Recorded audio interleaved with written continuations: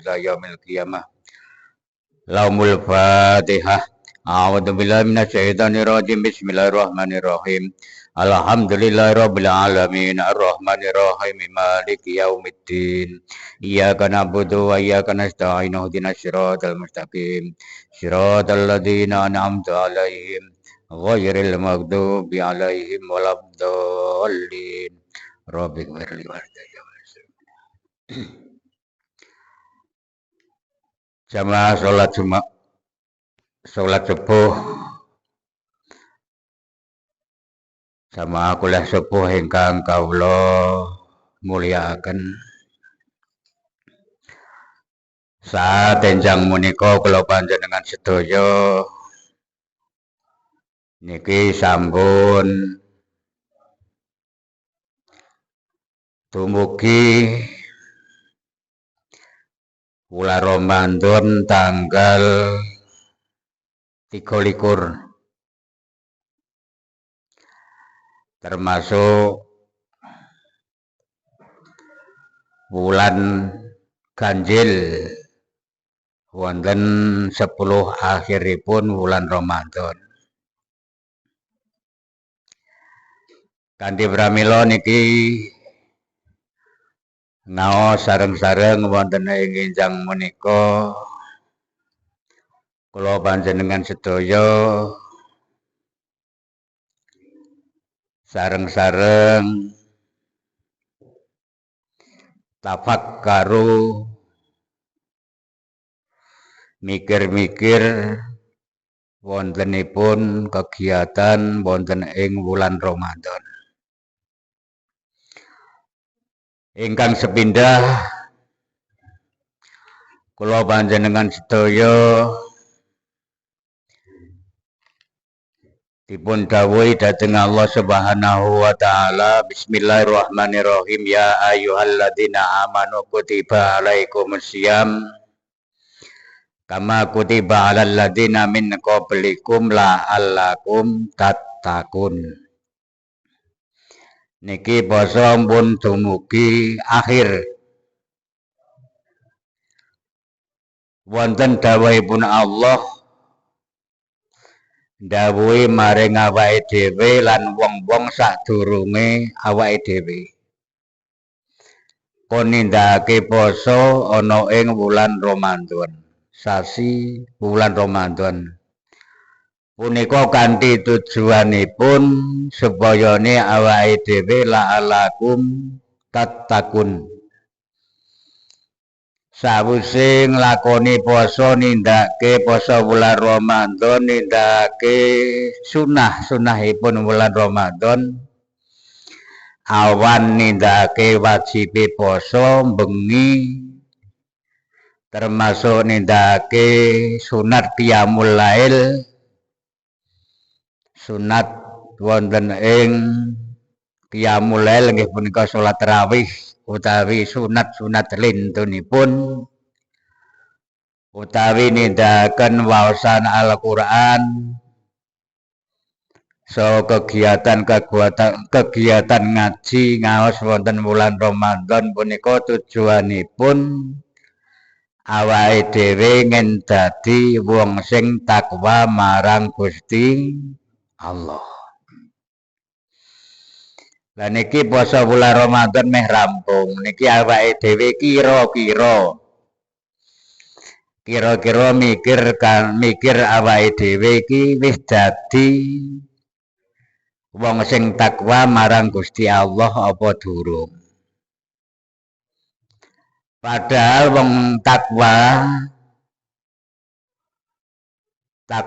niku nindakake sedaya dawuhipun Gusti Allah saha nebihi dhateng sedaya laranganipun Gusti Allah. Punika takwa. Iki poso wis akhir ki awake dhewe wis iso nindakake dawuh-dawuhi Gusti Allah apa durung? Pun saged nebihi utawa ninggal laranganipun Gusti Allah napa dereng. Niki awake dhewe mikir awake dhewe. Nek kira-kira kok awake dhewe durung bisa dadi wong sing takwa, ditambahi malih. Le poso awan wulan Ramadan ditambahi malih, mesti ditambahi khusuke dhateng Gusti Allah anggenipun nindakaken kegiatan poso wonten ing wulan Ramadan. Sebab intine poso wulan Ramadan punika supayane dadi wong sing takwa. Iki awake dhewe dikagapi dhewe. Wis dadi wong sing takwa apa durung? Pindah. Kaping kalihipun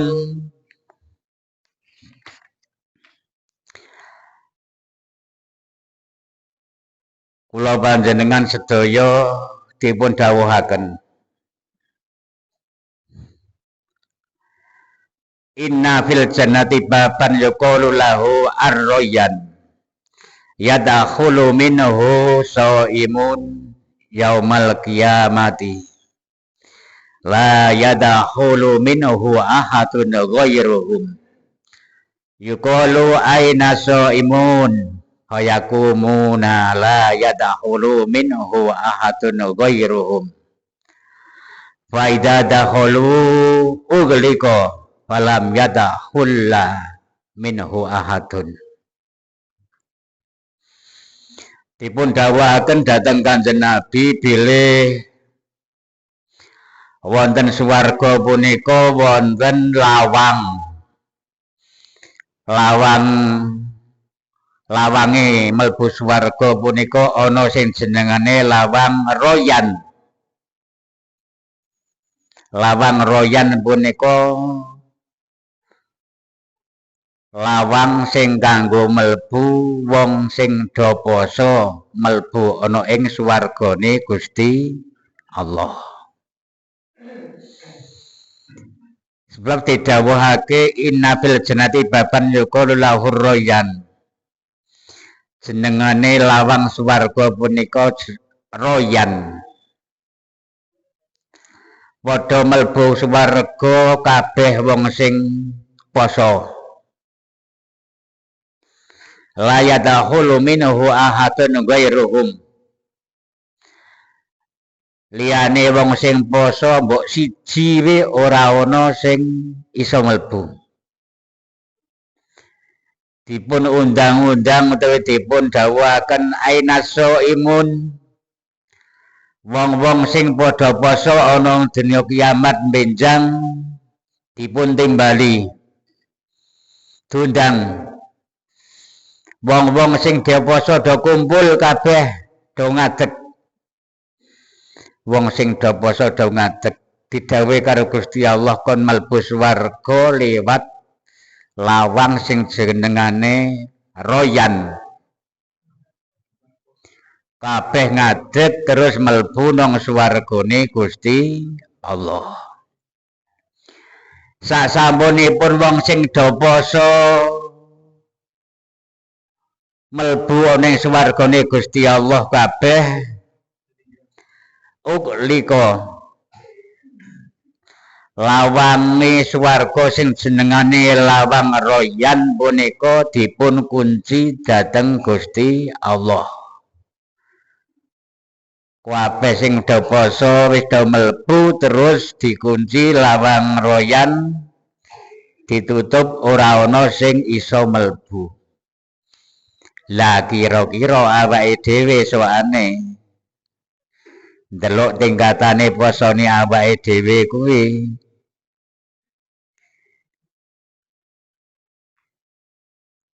kira-kira mlebu rombongane wong sing poso sing iso mlebu nang swarga liwat lawang royan apa boten. Lah niku sebab nek delok poso niku kecuali poso niku maknane ngampet perkara sing batalke poso, ngampet perkara sing ala. Niki awake dhewe termasuk pripun? Niki pertanyaan ping kalih nomor kalih kanggo awake dhewe. Nek kira-kira awake dhewe kira-kira iso mlebu pura ya. Ijaro do mamang awake dhewe ditambahi luwih apik linindake poso ana ing akhir wulan Ramadan iki. Sing wingi jatahe ijeh cok ngendeli wong dampet. Sing jatahe awake dhewe kok keraja nindakake perkara sing batalke ketompone poso wulan Ramadan saiki mulai dampet. Niku sing kaping kalih. Setunggal kira-kira awake dhewe wis dadi wong sing takwa karo Gusti Allah apa durung. Ping kalihipun sok nang dina kiamat gandengan poso wong sing poso ki diparingi lawang mlebu swarga liwat lawang royan awake dhewe kira-kira iso mlebu lewat lawang royan nang swargane Gusti Allah apa durung. Pun niku ping kalihipun ditambahi malih. Terus nek cara Kanjeng Nabi 10 dina sing akhir niki Kanjeng Nabi cok nggugahi garwane. Dadi Kanjeng Nabi niku iktikaf teng masjid. Sebab kadang-kadang nek teng omah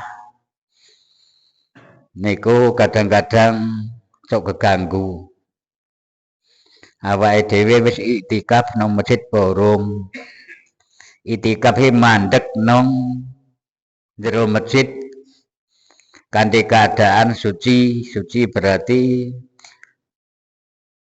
bar wundu urung nglakoni perkara sing batalake wundu.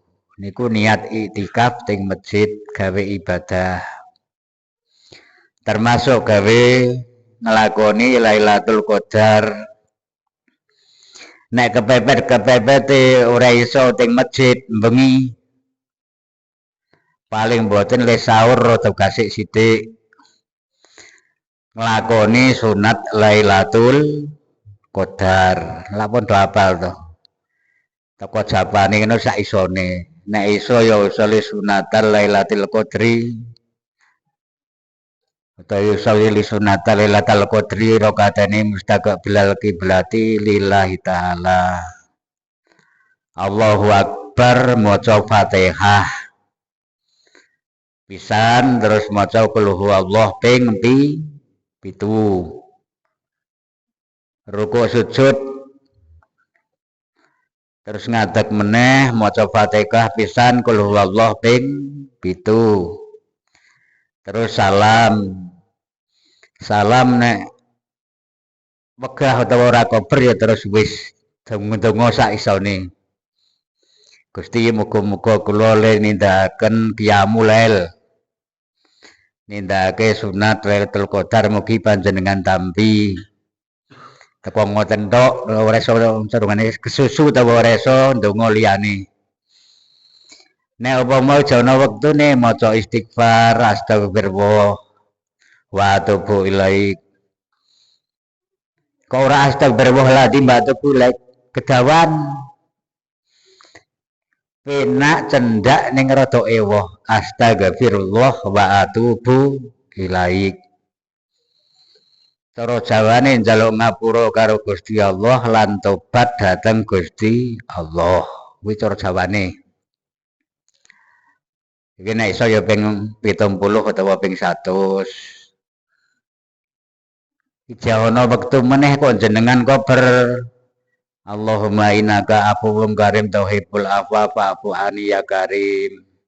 Nek kober nek ora kober ya ampun ngoten mawon. Niku sing sunat pisan ya kuwi sunate 2 rakaat tok maca qul bar Fatihah maca qul ping 7 tiap sak rakaate 2 rakaat tok. Niku nek pas ngepasi Lailatul Qadar niku dibanding ibadah 1000 sasi luwih apik ibadah gur sunat 2 rakaat tapi ngepasi nang wengi Lailatul Qadar. Fadilahe ngoten niku. Dadi niki wis akhir nek cara Kanjeng Nabi niku sing digunakake ganjil. Tanggal 21 malam 21 lah niki wau mebengi niku wis malam Jumat, malam 23 santene. Lah onone maneh malam Minggu ketoke malam selawe. Ya, Minggu selawe. Lah pokoke jeh malam selawe, malam 17, malam 29 niku awake dhewe diusahake supaya ora ketung 2 rakaat tok, ora manggo wiridan wong ora kober sampengane utawa wegah sing penting nindakake sunat Lailatul Qadar 2 rakaat Fatihah pisan kulhu ping 7 niku wae diusahakake. Kula ya tak usaha dhewe, sampean ya usaha dhewe. Sapa ngerti ngepasi.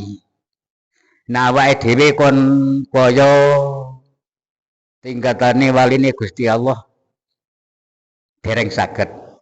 Aja muni mboten saged. Nek mboten iki kadang-kadang kan ora ngerti awake dhewe. Taun kapan delalah awake dhewe nglakoni ibadah sing iso kusuk ditampa karo Gusti Allah. Delalah Gusti Allah ngangkat awake dhewe dadi kekasih utawi waline Gusti Allah ora ngerti. Nek para waline Gusti Allah kadang-kadang pirsa napa sing didhawuhake inna anzalnahu fi lailatul qadri. Nah wengine Lailatul Qadar kuwi ana baguse fadilahe luwih apik tinimbang 1000 sasi utawa 83 tahun ibadah nang wengi wengine Lailatul Qadar. Ting wengine Lailatul Qadar nek para waline Gusti Allah kuwi ndelokke donya iki kaya kebak malaikat. Tanazzalul malaikatu warruhu fiha. Para malaikat lan roh ruwe wong soleh niku do medhun nang alam donya. Dadi kebak malaikat, kebak ruwe wong sing soleh. Nek didhawuhake rombongane malaikat Jibril pirang barisan. Sak barisane pirang juta malaikat. Lah niku nek awake dhewe ndelok dawuh niku lak nek gak tingkatane awake dhewe urung iso ngrasake apa meneh mirsani para malaikat kok do medhun nang alam donya ngeten iki lak dereng mirsani lan urung iso ngrasake. Nek sing penting percaya ngono wae. Sapa ngerti soane tekan sadurunge awake dhewe dikapundhut utawa disedani dening Gusti Allah iso ngrasakake menangi poso bulan Ramadan terus iso ngrasakake napa malih saged mirsani tanazzalul malaikatu warruhu fiha. Para malaikat, para ruh ruwe wong soleh do medhun nang alam donya. Punika mawon dipertahankan diusahake le salat Lailatul Qadar nang wengi ganjile ingkang dereng dumugi ngoten nggih. Ingkang terakhir niki. Ingkang terakhir malih wonten bariyaya punika wonten wektu sing wektu angel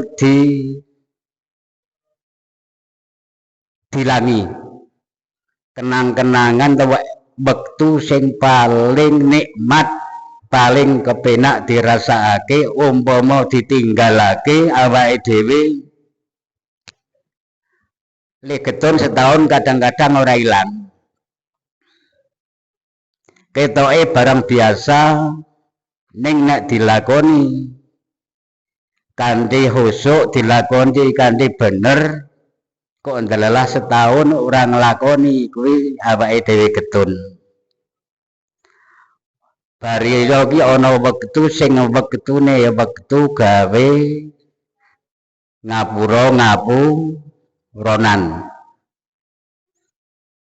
Kecuali teng masjid mriki do salamane bariyaya niku wektu sing diarani wektu sakral. Sakral ki wektu sithik nek dilakoni tapi rasane penak ayem.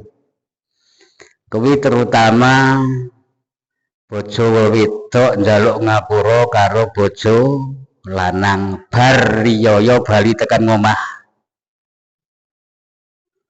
Ora mang diselani madang sik. Ora mang diselani ziarah nang kuburan sik.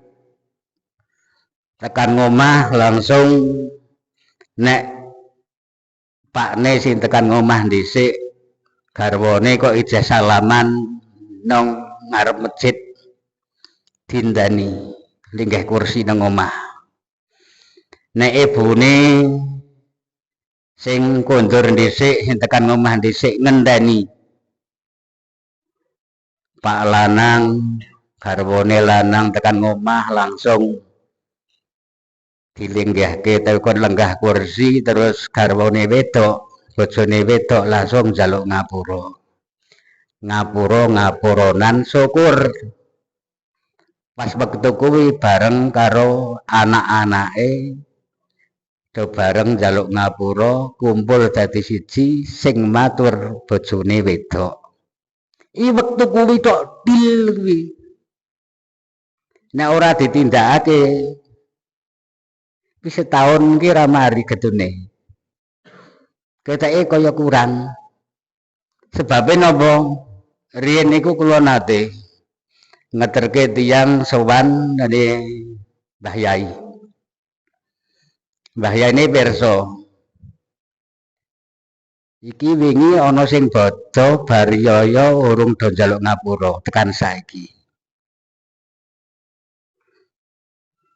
Saiki njaluk ngapura sik. Aku mang nemoni. Nek urung do njaluk ngapura. Delah niku ana pedang keluarga niku. Nek mboten telung keluarga ya rong keluarga niku. Kula sing nderekake. Akhire Mbah Yai mlebu bojone wedoke kon do njaluk ngapura nang Mbah Yai kuwi. Nek cara model kene kuwi kabeh bojo wedok do njaluk ngapura niku bariyaya bener. Syukur diderekke anak-anake sadurunge lunga nanti-nanti sadurunge mangan. Lah kok malah wani-wanine urung njaluk ngapura. Dadi Mbah Yai mlebu kon do njaluk ngapura karo bojone nang njaba niku pasokan. Niku dadi wektu sing niku pengen jenengan nek mboten percaya man rasakake. Jajal bariyaya bener tekan omah langsung ngapura-ngapuronan utawa diselani nang kuburan ziarah sik utawa diselani silaturahmi utawa ujung nanti sik nggek engko nggek bali let sedina apa-apa nggek njaluk ngapura rasane bedane kaya ngapa. Mesti jenengan nek iso ngrasakake wektu bariyaya senajan gur pirang menit kuwi umpama kok nggak ora dilakoni setahun ijeh teng ati ijeh ngrasake ora penak, ijeh kurang utawa ijeh ngrasake lara. Monggo niku mangke teng teng bariyaya supaya diusahakake ngapura-ngapuronan syukur anak syukur bojo wedok karo bojo lanang utawa anak karo wong tuwa terutami niku pun semanten kemawon sebab wektu niku pas riyaya punika nek didhawuhake teng kitab niku kabeh penggede-penggede iblis setan niku nggak do ngumpulake anak buahe. Sing korban Idul Fitri niku lek enten to. Dadi pas riyaya ki setan pas ngumpulke anak buahe. Iki kabeh wong Islam nggih wae gentur tirakat sebulan ya kuwi nglakoni poso bulan Ramadan. Iki usaha piye isone bariyaya bener langsung do melu rombongane awake dhewe setan ngono ya. Termasuk satahe awake dhewe silaturahim utawa ngapura-ngapuronan niku piye isone ora setan iki usaha niku nggih kumpulan arep ngreka menungso bariyaya arep disalahgunakake ngen ora do ngapura-ngapuronan ora do silaturahim. Mula wektu sing sithik gur pirang menit niku sareng-sareng digunakake muga-muga nyuwun dhateng Gusti Allah sepisan le poso bulan Ramadan Gusti Allah tasah nampi saged nindakaken sajroning bulan Ramadan iso tutup paringi panjang umur saha muga-muga awake dhewe didadekake wong sing takwa dhateng Gusti Allah. Ping kalihipun muga-muga awake dhewe sesuk nang dina kiamat iso mlebu swarga liwat lawang royan lawange wong sing poso bulan Ramadan. Lan ingkang kaping 3 muga-muga iso nglakoni sunat Lailatul Qadar sajroning bulan Ramadan. Lan wonten ing bariyaya awake dhewe sakeluwarga terutami saged ngapura-ngapuronan, saged silaturahim. Kersanipun Gusti Allah paring tambahi barokah silaturahim, panjang umuripun, dipun paringi jembar rezekinipun, dipun paringi napa ingkang dipun sejo sadhateng Gusti Allah ngijabahi Allahumma liridha'illahi ta'ala bi barakati syahrir Ramadan. Al-Fatihah. A'udzubillahi minasyaitonir rajim. Bismillahirrahmanirrahim. Alhamdulillahirabbil alamin arrahmanirrahim maliki yaumiddin. Iyyaka na'budu wa iyyaka nasta'in ihdinas siratal mustaqim siratal ladzina an'amta 'alaihim ghairil maghdubi 'alaihim waladdallin. Semanten kirang langkungipun nyuwun pangapunten. Wassalamualaikum warahmatullahi wabarakatuh.